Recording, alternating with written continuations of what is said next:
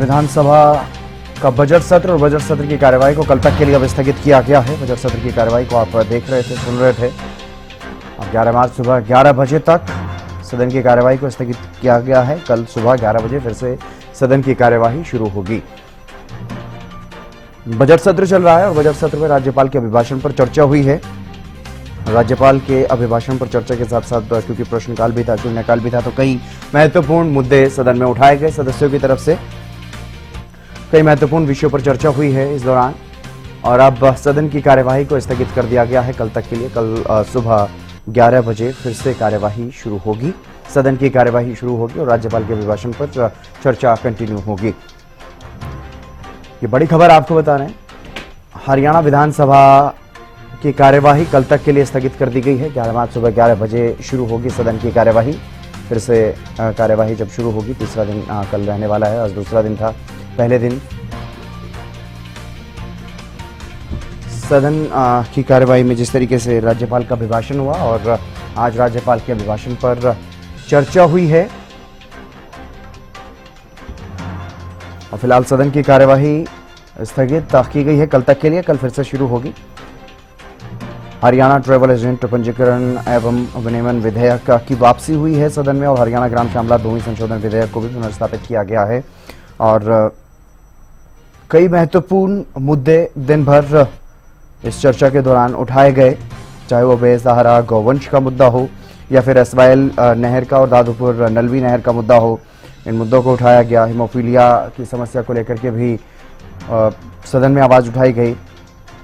स्कूलों की स्थिति को लेकर के, स्कूलों और यूनिवर्सिटी में टीचर्स के जो पद खाली हैं उनको लेकर के भी सवाल उठाए गए। तो कई महत्वपूर्ण मुद्दे, पर्यावरण प्रदूषण का मुद्दा भी यहाँ पर उठाया गया है और जो डंकी के माध्यम से विदेश जाने वाले युवा और उनकी जो वापसी अब अमेरिका से हुई है, जिस तरह से उनकी वापसी हुई है, उसको लेकर के भी सदन में मुद्दा उठाया गया। ध्यानाकर्षण प्रस्ताव पर चर्चा की मांग की गई है विपक्षी सदस्यों की तरफ से और राज्यपाल के अभिभाषण पर चर्चा जब शुरू हुई तो सत्तापक्ष की तरफ से घनश्याम दास और योगेंद्र राणा, दो सदस्यों ने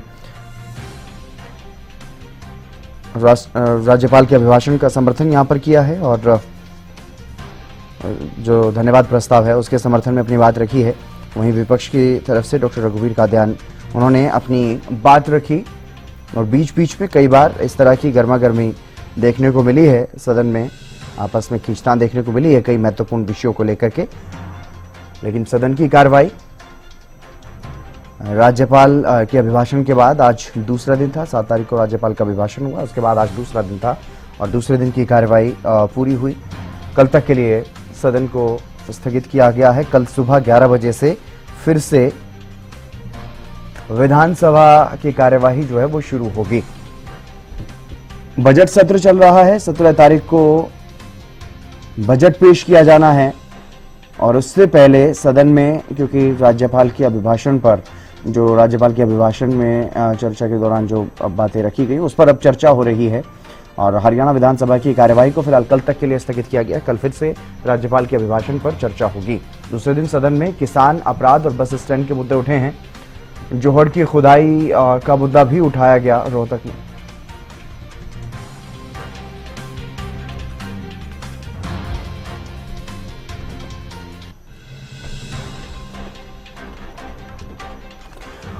और चर्चा करेंगे, दिनेश अग्रवाल जी हमारे साथ जुड़ गए हैं, कांग्रेस प्रवक्ता। दिनेश जी, आज सदन की कार्यवाही का, बजट सत्र की कार्यवाही का दूसरा दिन रहा। राज्यपाल के अभिभाषण पर चर्चा भी हुई है। बीच में ही कार्यवाही को स्थगित किया गया क्योंकि कल तक के लिए स्थगित किया गया। कल फिर से शुरू होगी। आज की कार्यवाही को किस तरह से देख रहे हैं? हितेंद्र भाई, आपको नमस्कार, आपके सभी दर्शकों को नमस्कार। देखिए भाई, हितेंद्र भाई, ये बात तो ना, जिस दिन महामहिम राज्यपाल जी का अभिभाषण पेश हुआ था शुक्रवार को जी, आपको ध्यान होगा कि महामहिम राज्यपाल महोदय ने अपने अभिभाषण का एक पेज पढ़कर और ये कह दिया कि इस मेरे पूरे अभिभाषण को पढ़ा हुआ मान लिया जाए। जहां पर गवर्नर साहब एक पेज पढ़कर ये कह दें कि इसको पूरे को पढ़ा हुआ मान लिया जाए, निश्चित तौर पर यह अभिभाषण जैसा कि हमेशा होता आया है, ये सरकार का लिखा हुआ भाषण था। और उसमें सबसे बड़ी बात क्या देखने को मिली कि उसमें उन्होंने पिछले 10 साल का भाजपा के शासनकाल का जिक्र किया, परंतु क्योंकि ये बजट सत्र का अभिभाषण था, हमको ये उम्मीद थी कि हरियाणा प्रदेश की जनता के हित में अगले 5 साल का नहीं तो कम से कम 1 साल का तो रोड मैप अवश्य रखा जाएगा। लेकिन उसमें ऐसा कुछ नहीं था, ना तो उसमें अगली 1 साल की बात थी, ना 5 साल की बात थी। ठीक है, उसके महामहिम के अभिभाषण के ऊपर चर्चा विधानसभा में आज भी हुई है, कल भी होगी, और इसमें कोई दो राय नहीं है कि भाजपा जब सत्ता में आई थी तो किसान का मुद्दा बड़ी प्रमुखता के साथ उन्होंने रखा था, और विशेष तौर पर उन्होंने बार बार इस बात की गारंटी दी थी जब उन्होंने कहा था कि आपके हर व्यक्ति के खाते में 15 लाख रुपए आएंगे, हर व्यक्ति पूरे देश के अंदर 2 करोड़ लोगों को हर साल नौकरियां मिलेंगी, 100 स्मार्ट सिटी बनेंगे, बुलेट ट्रेन आएगी, अच्छे दिन आएंगे, बहुत हुई महंगाई की मार, अब की बार मोदी सरकार, इस तरीके के जो वायदे किए गए, काले धन को लेकर वायदे किए गए, परंतु पिछले 10 साढ़े 10 साल में ना तो केंद्र की सरकार ना प्रदेश की सरकार उन मुद्दों पर कहीं चलती दिखाई नहीं दी। और जैसा कि आप देख रहे हैं कि लगातार पिछले 3-4 साल से किसान सड़कों के ऊपर है और 1.5-2 साल से कंटिन्यू धरना लगाए बैठे हैं, परंतु जो भाषा भाजपा के लोगों की आती है, किसानों को लेकर कभी उन्हें अलगाववादी कहा जाता है, कभी आतंकवादी कहा जाता है, कभी उनको पता नहीं क्या क्या नाम दिए जाते हैं। ड्रोन तक से उनके ऊपर टीयर गैस फेंकी गई, उनके ऊपर पानी की वाटर कैनन से उनके ऊपर हमला हुआ, रास्ते में कीलें गाड़ दी गई, किसानों के सिरों में सीधे लत मार के उन्हें लहूलुहान किया गया। और उसके बाद वही भाजपा के लोग टीवी चैनल पर आकर बड़ी बड़ी बातें करते हैं कि देवतुल्य जनता है, किसान अन्नदाता है, लेकिन जब किसान की समस्या की बात आती है तो आप ये देखिए कि मैं अभिभाषण को जो पढ़ रहा था, निश्चित तौर पर उसके ऊपर बहस तो होगी। वो कहते हैं कि किसान सम्मान निधि के तौर पर पिछले 10 साल में हरियाणा प्रदेश के किसान को आपने पर ईयर मात्र 656 करोड़ रुपया देने का काम किया। एक तरफ सरकार कहती है 2 लाख करोड़ रुपए का बजट है, क्योंकि टैक्स कलेक्शन बहुत ज्यादा हो गया, और टैक्स कलेक्शन का जो रीजन है वो सबसे बड़ा रीजन है जीएसटी। जीएसटी से जो पैसा आ रहा है रेवेन्यू जनरेट होगी, और जो पैसा स्टाम्प ड्यूटी के तौर पर, क्योंकि सरकार बार बार लगातार हर जिले में सर्कल रेट बढ़ाती रही और उसके ऊपर लगने वाला जो टैक्स है वो 4, 5, 6 जो होता था उसको बढ़ाकर 6, 7, 8 कर दिया। इतना ज्यादा रेवेन्यू गवर्नमेंट के पास आ रहा है, इसके बावजूद सरकार कोई काम नहीं कर पा रही। और उसका सबसे बड़ा कारण क्या है जितेंद्र भाई, आप बहुत वरिष्ठ पत्रकार हैं और आप एक एक चीज पर निगाह रखते हैं। देखिए 32% पैसा टोटल रेवेन्यू का 32% पैसा हमारे लोन पर और उसके ब्याज पर खर्च हो रहा है। बचा हुआ 68% पैसा किस तरीके से मिसयूज हो रहा है, भ्रष्टाचार की भेंट चढ़ रहा है। अभी अभी मुख्यमंत्री जी ने अपने लिए 80 करोड़ रुपए का चॉपर खरीद लिया। दूसरी तरफ हरियाणा प्रदेश का वो गरीब विद्यार्थी, 40,000 विद्यार्थियों के जो बस पास बने हुए थे मुफ्त के, वो 5 तक कैंसिल कर दिए। कितना फर्क पड़ना था उससे? 40,000 विद्यार्थियों को आप बस पास की सुविधा नहीं दे रहे, और एक तरफ आप 80 करोड़ का हेलीकॉप्टर खरीद रहे हैं। तो अब उसके बाद जो आज अपराध पे चर्चा हुई, उसमें मुझे ये बात कहने की जरूरत नहीं है, पूरा हरियाणा प्रदेश भी देख रहा है, आप भी देख रहे हैं कि लगातार हरियाणा में जिस दिन मुख्यमंत्री जी ने शपथ ली, इधर वो शपथ ले रहे थे और वो बयान दे रहे थे कि या तो अपराधी अपराध छोड़ दें या अपराधी हरियाणा छोड़ दें, परंतु दूसरी तरफ उसी दिन, उसी समय, उसी वक्त पर हिसार के अंदर दुकान पे बैठे व्यापारी को तैर गोलियों से भून दिया जाता है। हरियाणा प्रदेश में पिछले 5 महीने में अपराध इतना बढ़ा है, मैं आपको दावे के साथ कह सकता हूं कि 1 नवंबर 1966 से लेकर, और मैं तो बल्कि कहूंगा कि अक्टूबर 2024 तक भाजपा के पिछले 10 साल में जो अपराध बढ़ा, उससे ज्यादा अपराध इन 5 महीनों में बढ़ चुका। गुड़गांव जैसे शहर में बमों के धमाके हो रहे। ठीक है, कोई दिन नहीं जा रहा जिस दिन राहजनी, लूट, अपहरण, बलात्कार, चैन स्नैचिंग, महिलाओं के साथ, आप यमुनानगर की घटना देखिए, स्तब्ध कर देने वाली घटना है कि एक मेरी बहन को सरेआम एक ऐसे चौराहे से उठाया जहां 24 घंटे भीड़ भाड़ रहती है, वहां से उठा के 4-4 घंटे उसी शहर में ट्रक चलता रहता है, गैंगरेप होता रहता है, सरकार एक शब्द नहीं बोल रही। तो इन चीजों पर चर्चा नहीं, मैं तो कहता हूं कि एक्शन होना चाहिए था, सरकार को एक्शन लेना चाहिए था। हम तो सरकार को अभी जगा रहे हैं, उसको बता रहे हैं कि आप हनीमून पीरियड से बाहर आइए। मुख्यमंत्री जी, चर्चा अभी जारी है। बिल्कुल बिल्कुल दिनेश जी, मैं आप रजत पंजेटा जी भी हमारे साथ हैं इनेलो से, प्रियदर्शनी जी भी भारतीय जनता पार्टी से हैं। रजत जी, एक ओपनिंग कमेंट आपका भी, क्योंकि बजट सत्र चल रहा है और राज्यपाल के अभिभाषण पर चर्चा भी आज हुई है सदन में, किस तरह से देख रहे हैं दूसरे दिन की कार्रवाई? ये आवाज आ रही है? जी जी जी देखिए, बजट सत्र अभी चल रहा है। बजट तो 17 तारीख को आएगा। लेकिन हाँ, ये निश्चित तौर पर चाहे 0 आर हो, क्वेश्चन आर हो, और हाँ, जो अलग अलग अपनी विधानसभाओं को लेकर जो है वो बहुत से मुद्दे जो है वो सभी ने, चाहे किसानों का मुद्दा हो या जिससे चौटाला जी ने भी कई मुद्दे उठाए हमारी पार्टी ने, उसमें दादूपुर नंदी का मुद्दा जो रहा मुख्य रूप से उसको उठाया गया, SYL को भी उठाया गया। उस बहुत जरूरी है ये आम चर्चा हो जाती है, क्योंकि दादूपुर नंदी स्वर्गीय ओम प्रकाश चौटाला जी की देन थी और उसको किस तरीके से बाद में आने वाली सरकारों ने बंद करने का काम किया। तो निश्चित तौर पे किसानों को लेकर जो है और किसानों की हालत को लेकर, किसानों की MSP को लेकर इंडियन नेशनल लोकदल शुरू से ही बड़ी गंभीर रही है, सड़क से सदन तक प्रयासरत रही है।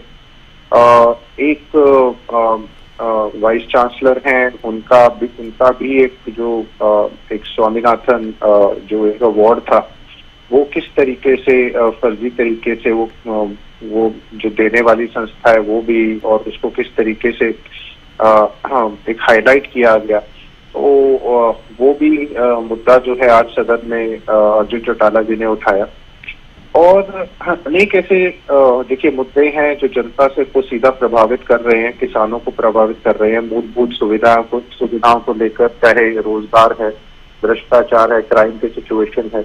तो अभी तो सदन में देख रहा था, अभी कार्रवाई चल रही थी सदन की, तो अभी तो एज सच कोई कमेंट की किस तरह से देख रहे हैं उसको तो कुछ नहीं कहा जा सकता। अभी तो शुरुआत है, लंबा अभी तो चलेगा सेशन, तो आगे देखते हैं अभी सरकार की तरफ से कितना, अभी कहीं पे तो मुझे लग नहीं रहा कि सरकार की तरफ से संतुष्टि वाले जो जवाब हैं वो दिए गए हैं। और कहीं ना कहीं मैं इस बात से इस मत में हूँ कि आगे सरकार उनके जवाब कैसे देती है। अन्य विधायकों के तो मैं यहाँ पे नहीं उठाना चाहूंगा, लेकिन सेटिस्फैक्टरी आंसर्स अगर हम कहें, चाहे वो तालाब को लेकर कोई इशू था, उसके बाद प्रोत्साहन राशि वाला मुद्दा भी उठा अपराधी को, ऐसे सरकार से बड़े कन्विंसिंग आंसर्स जो हैं वो आज नहीं मिले। ये तो जरूर मैं कहूंगा कि जितनी कार्रवाई मैंने देखी है उसमें जो आंसर्स है लीपा पोथी वाले ज्यादा आंसर्स लग रहे हैं, और सरकार को जो प्रश्न उठाए गए हैं सरकार के लिए विपक्ष द्वारा, उसके उत्तर इतने सेटिस्फैक्टरी मुझे नहीं। ठीक है प्रियदर्शनी जी, जो अभी तक का जो सत्र की कार्यवाही चली है, या चाहे प्रश्नकाल की बात करें, शून्यकाल की बात करें, या फिर राज्यपाल के अभिभाषण की बात करते हैं, राज्यपाल के अभिभाषण में तो यही कहा जा रहा है कि सरकार ने सिर्फ अपना महिमा मुंडन करवाया, इसीलिए राज्यपाल ने भी पूरा उसको नहीं पढ़ा जब वो सदन में आए थे, और बाकी जो तमाम जवाब दिए गए सरकार की तरफ से वो भी संतोषजनक नहीं रहे। ये विपक्ष की तरफ से आरोप लगाया जा रहा है, सदन में भी इसी तरह की बातें कही गई। दिनेश जी नमस्कार, और हरियाणा न्यूज के सभी दर्शकों को भी नमस्कार। मुझे मालूम था कि विपक्ष इस किस्म के आरोप लगाएगा कि हम महिमा मंडल कर रहे हैं हम हनीमून पीरियड में हैं। अगर हनीमून पीरियड में, मैं सारे के सारे कागजात लेके आई हूं, आप देख सकते हैं स्क्रीन में, कि किस तरीके से अगर 100 दिन का काम ये बोलता है कि किस तरीके से सरकार ने काम किया, तो मैं आशा करती हूं कि ऐसा हनीमून पीरियड पूरे 5 साल रहे, जिससे कि हरियाली हरियाणा बने। जिस तरीके से विपक्ष लगातार आरोप लगाने की कोशिश कर रहा है, आज प्रश्नकाल में जिस किस्म के प्रश्न पूछे गए, उसका एक एक करके सारे मंत्रियों ने अपना जवाब दिया। विधायकों ने जब प्रश्न पूछे अपने अपने क्षेत्रों की समस्याओं को लेकर, उसका बाकायदा जवाब दिया गया है, मैंने भी सुना है। और सेटिस्फैक्शन रेट तो मतलब अब विपक्ष को कभी मिल ही नहीं सकता, तो इसमें क्या करें, इनका भी काम है आलोचना करना। लेकिन जहां तक कुछ बातें हैं जिन पे मैं बताना चाहती हूं, जिसके बारे में मुझे लगता है कि मेरे विपक्ष के साथियों को भी पता होना चाहिए। हैप्पी योजना के तहत 11 लाख से भी ज्यादा हमने लोगों को इसमें फायदा पहुंचाया है। आज ऐसा कोई भी जिला नहीं है इस समय प्रदेश में जो कि कनेक्टेड नहीं है इस समय हाईवे से, जो कि बहुत बड़ी उपलब्धि है। मुख्यमंत्री आवास योजना के तहत, आवाज आ रही है आपको? जी, हेलो जी जी जी, देखिए मुख्यमंत्री आवास योजना के तहत देखिए दीनदयाल उपाध्याय ऐसे मुख्यमंत्री आवास योजना के तहत अगर हम बात करें तो 52,000 आवेदकों का पंजीकरण हुआ है, और ये बहुत बड़ी उपलब्धि है अपने आप में। मैं इनसे पूछना चाहती हूँ कि हुड्डा साहब के समय पे इन लोगों ने कितनी आवाज दिला दी है लोगों को। इनफैक्ट इन्होंने तो अपने समय पे, याद करें जरा, मैं अग्रवाल साहब से बोलूंगी कि थोड़ा अपनी याददाश्त पे जोर डालें और याद करें कि किस तरीके से इन्होंने गरीबों के घर तोड़े हैं और उनमें आग लगाई है अपने फायदे के लिए, अपने जो बिल्डर साथी थे उनके फायदे के लिए। किस तरीके से मानेसर घोटाला हुआ, डीएलएफ घोटाला हुआ, ये किसी से छुपा नहीं है। तो इस किस्म के आरोप लगाना बंद करें। दूसरी बात कि दीनदयाल उपाध्याय अंत्योदय परिवार सुरक्षा योजना के तहत भी हमने 22,558 गरीब परिवारों को 840 करोड़ रुपए की आर्थिक सहायता दी है। और यही नहीं, इस किस्म की आर्थिक सहायता हम लोगों ने हर जिले में मुहैया कराई है, और इसमें कोई भी हमने भेदभाव नहीं किया है। मैं बताऊं दिनेश जी, तो यही दिखाता है कि सरकार काम करने वाली है। आरोप लगाना बहुत आसान है, आरोप विपक्ष का काम है लगाना। यहाँ पे बैठ के तुमने ये काम नहीं किया, तुमने ये काम नहीं किया। 100 दिन में अगर प्रियदर्शनी जी 100 दिन के कामकाज आप गिना रहे हैं, पिछले 10 सालों के कामकाज आप गिना रहे हैं, राज्यपाल के अभिभाषण में भी ये तमाम चीजें हैं, लेकिन जो समस्याएं विपक्ष की तरफ से सामने रखी जा रही हैं, उन समस्याओं से भी तो मुंह नहीं मोड़ा जा सकता ना। देखिए, विपक्ष का हम आदर कर रहे हैं और उनकी सारी समस्याओं का भी जवाब आज माननीय मंत्री महोदय ने भी दिया है।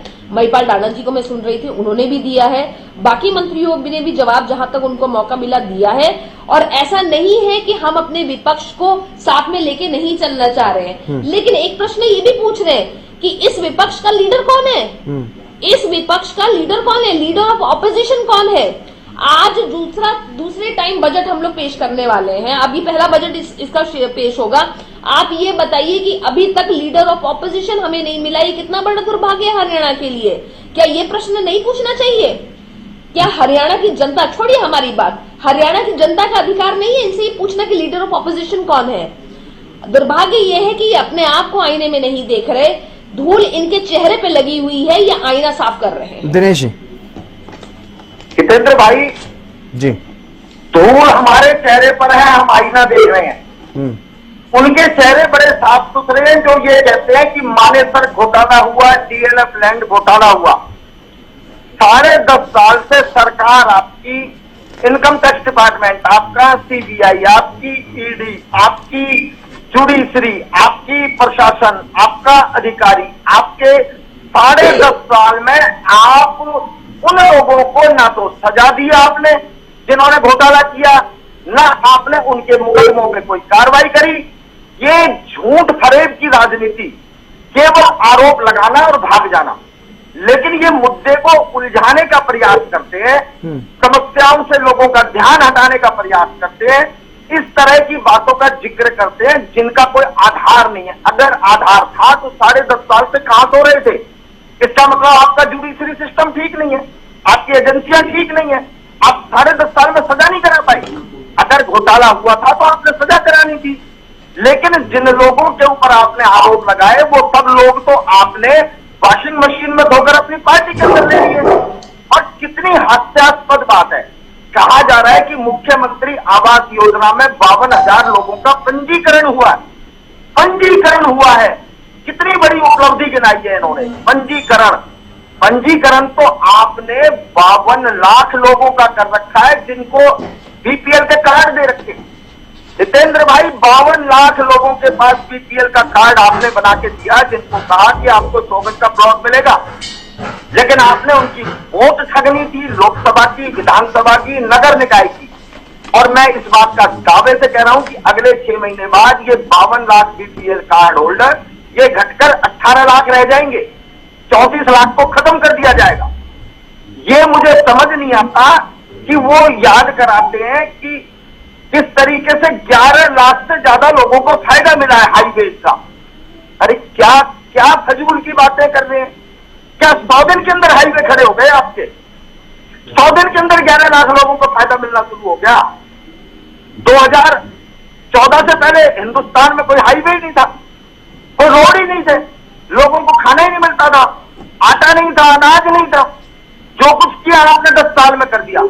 हरियाणा प्रदेश का आपने 56,000 करोड़ के घाटे को 3.25 लाख करोड़ सरकार कह रही है। मैं एक आखिरी कमेंट रजत जी से मिलूंगा। रजत जी, जिस तरीके से अब तक राज्यपाल के अभिभाषण पर जो चर्चाएं चल रही हैं और जो रवैया आप देख रहे हैं सदन में, जिस तरह की कार्रवाई चल रही है, क्या कुछ उम्मीद आप कर रहे हैं बजट से? छोटा सा कमेंट सर, जल्दी से।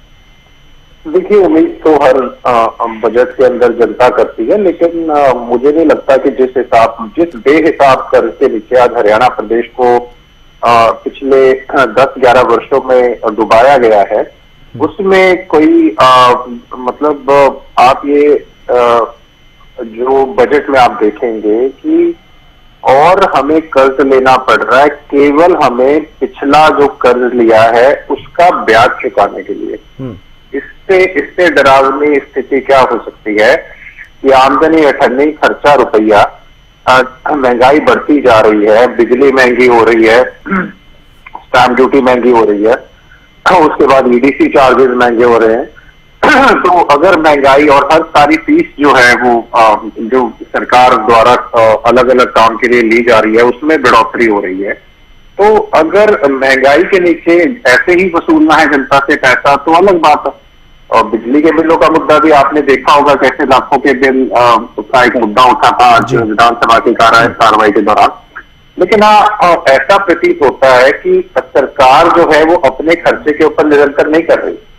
जिस 80 करोड़ 85 करोड़ के हेलीकॉप्टर की बात हुई, उससे सिर्फ एक मॉडल नीचे हैदराबाद के बिजनेसमैन ने लिया, वो मात्र 55 करोड़ का था, और उससे भी अगर एक मॉडल नीचे लेते इतने में 2 हेलीकॉप्टर आ जाते। तो अगर आपको लग्जरी के ऊपर पैसा खर्चना है अपनी, तो उसके ऊपर तो हम कोई कमेंट नहीं कर सकते। जनता का पैसा है। दिनेश जी, आपका भी बहुत शुक्रिया। प्रियदर्शनी जी, आपका भी शुक्रिया इस चर्चा में जुड़ने के लिए। लेकिन बजट सत्र की कार्यवाही चल रही है और आज के लिए सदन की कार्यवाही को स्थगित किया गया। कल सुबह 11 बजे सदन की कार्यवाही एक बार फिर से शुरू होगी। फिलहाल यहाँ पर रुकेंगे छोटे से ब्रेक के लिए।